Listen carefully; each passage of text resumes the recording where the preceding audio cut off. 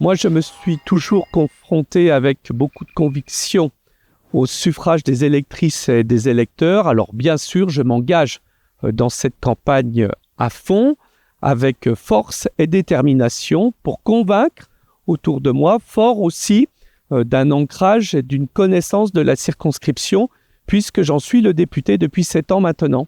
Quand on se présente au suffrage des électrices et des électeurs, il faut être humble, puisqu'une élection est par définition jamais gagnée d'avance, jamais perdue d'avance. Il faut travailler, convaincre, écouter, expliquer.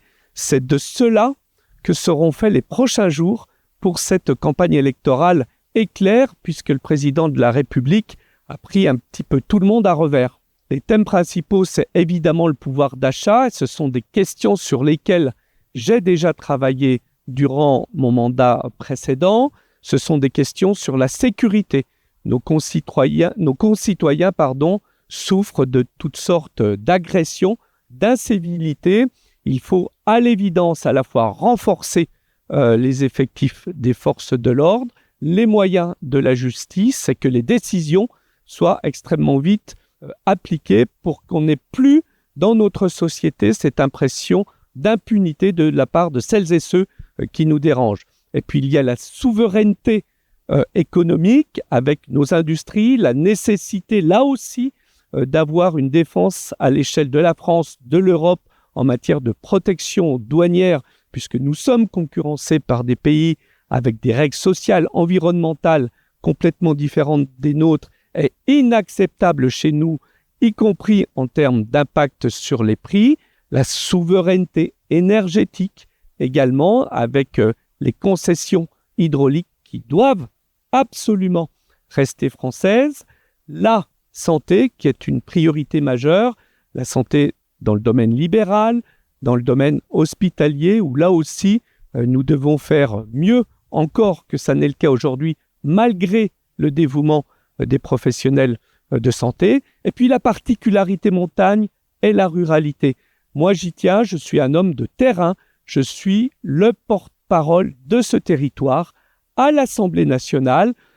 Mon côté indépendant, à la fois à l'égard des partis, à la fois à l'égard du gouvernement, me donne les mains libres, justement, pour pouvoir porter cette voix, pour défendre nos particularités montagne. Et puis, ce n'est pas une liste exhaustive parce que nous y passerions beaucoup de temps. Il y a notre agriculture, qui est une agriculture de qualité, qui doit être reconnue à sa juste valeur. Je dirais que d'une manière générale, d'ailleurs, ce qui vaut pour l'agriculture vaut pour le reste de la société. Il faut arrêter cet excès de normes qui nous pénalise, qui nous, pardonnez-moi l'expression, emmerde régulièrement dans notre quotidien pour pouvoir redonner de l'oxygène. J'en reviens à nos paysans, ils sont là pour produire, ils ne sont pas là pour remplir à longueur de journée, de semaine, des papiers, de la paperasse, de l'administratif. Donc il faut alléger tout ça. J'oublie pas, en parlant d'eux, le prédateur. Il faut faire un choix entre le mouton et le loup. Pour ma part, le choix est fait. Il faut défendre notre modèle de pastoralisme. Nous rentrons dans une saison où il va y avoir de plus en plus d'attaques. Pensons aussi à cela.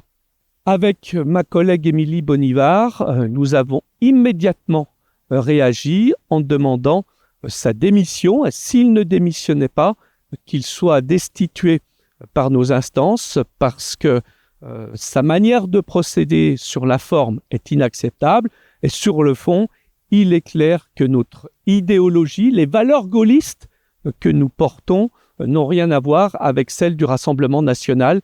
Nous sommes absolument clairs sur cette question. Moi, je considère toutes les candidates et tous les candidats. Il n'y a pas de petits et de grands candidats. Nous partons au même moment sur la même ligne de départ. Donc, toutes ces candidatures peuvent être dangereuses ou me mettre en défaut. Moi, je suis candidat comme pour la première fois, avec la même énergie, la même envie et surtout ce plaisir que j'aurai, si je suis élu, si confiance m'est faite, à porter la voix de notre territoire à Paris, auprès du futur gouvernement, dans les ministères, dans les administrations, pour dire voilà ce dont nous avons besoin, voilà comment chez nous les choses se passent, voilà comment nous devons être pris en compte dans les politiques publiques.